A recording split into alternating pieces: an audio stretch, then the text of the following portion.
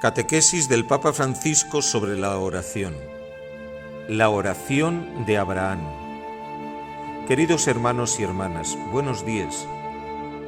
Hay una voz que de improviso resuena en la vida de Abraham, una voz que le invita a emprender un camino que suena absurdo, una voz que le incita a desarraigarse de su patria, de las raíces de su familia, para ir hacia un futuro nuevo, un futuro diferente.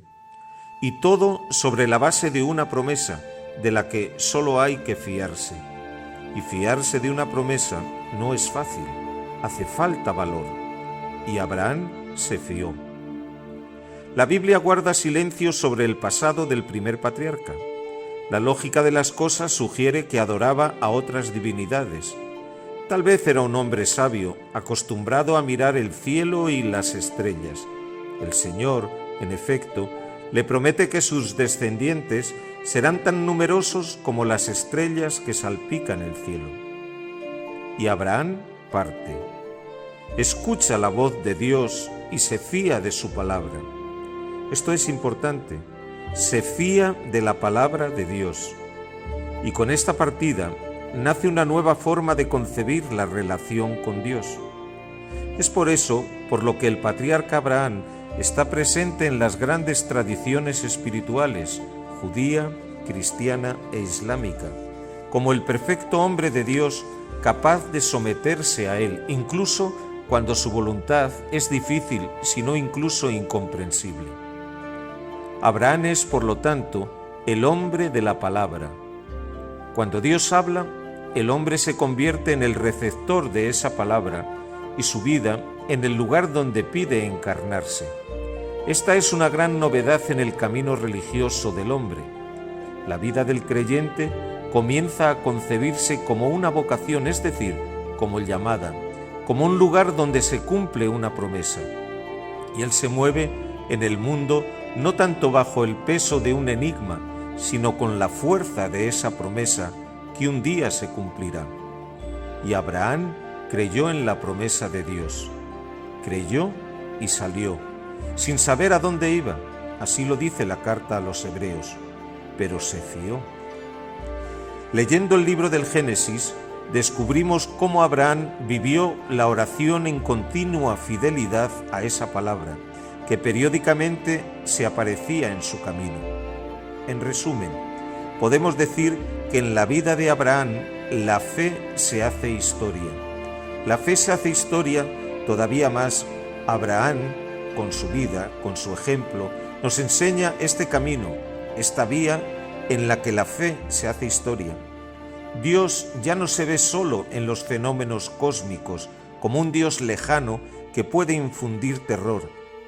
El Dios de Abraham se convierte en mi Dios, el Dios de mi historia personal, que guía mis pasos, que no me abandona, el Dios de mis días, el compañero de mis aventuras, el Dios providencia. Yo me pregunto y os pregunto, ¿nosotros tenemos esta experiencia de Dios? Mi Dios, el Dios que me acompaña, el Dios de mi historia personal, el Dios que guía mis pasos, que no me abandona, el Dios de mis días. ¿Tenemos esta experiencia? Pensémoslo. Esta experiencia de Abraham está también atestiguada por uno de los textos más originales en la historia de la espiritualidad, el Memorial de Blaise Pascal. Comienza así: Dios de Abraham, Dios de Isaac, Dios de Jacob, no de los filósofos y de los sabios. Certeza, certeza, sentimiento, alegría, paz, Dios de Jesucristo. Este memorial, escrito en un pequeño pergamino y encontrado después de su muerte cosido dentro de un traje del filósofo, expresa no una reflexión intelectual que un hombre sabio puede concebir sobre Dios, sino el sentido vivo, experimentado de su presencia. Pascal anota incluso el momento preciso en el que sintió esa realidad, habiéndola encontrado finalmente, la noche del 23 de noviembre de 1654. No es el Dios abstracto o el Dios cósmico, no. es el Dios de una persona, de una llamada, el Dios de Abraham, de Isaac, de Jacob, el Dios que es certeza, que es sentimiento, que es alegría. La oración de Abraham, nos dice el Catecismo de la Iglesia Católica, se expresa primeramente con hechos. Hombre de silencio, en cada etapa construye un altar al Señor. Abraham no edifica un templo, sino que esparce el camino con piedras que recuerdan el tránsito de Dios. Un Dios sorprendente, como cuando lo visita en la figura de 3 huéspedes a los que él y Sara acogen con esmero y que les anuncian el nacimiento de su hijo Isaac. Abraham tenía 100 años y su mujer 90, más o menos. Y creyeron y se fiaron de Dios. Y Sara, su mujer, concibió a esa edad. Este es el Dios de Abraham, nuestro Dios que nos acompaña. Así Abraham se familiariza con Dios, capaz también de discutir con Él, pero siempre fiel. Habla con Dios y discute. Hasta la prueba suprema, cuando Dios le pide que sacrifique a su propio hijo Isaac, el hijo de la vejez, el único heredero. Aquí Abraham vive su fe como un drama, como un caminar a tientas en la noche bajo un cielo esta vez desprovisto de estrellas. Y tantas veces nos pasa también a nosotros, caminar en la oscuridad, pero con la fe. Dios mismo detendrá la mano de Abraham, que ya está lista para golpear, porque ha visto su disponibilidad verdaderamente total.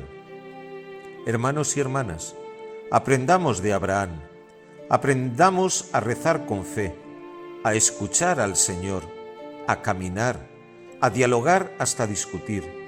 No tengamos miedo de discutir con Dios. Voy a decir algo que parecerá una herejía. Tantas veces he escuchado gente que me dice, ¿sabe? Me ha pasado esto y me he enfadado con Dios. ¿Tú has tenido el valor de enfadarte con Dios? Sí, me he enfadado.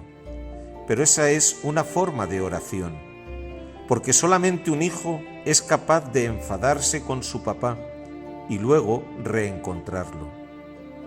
Aprendamos de Abraham a rezar con fe, a dialogar, a discutir, pero siempre dispuestos a aceptar la palabra de Dios y a ponerla en práctica.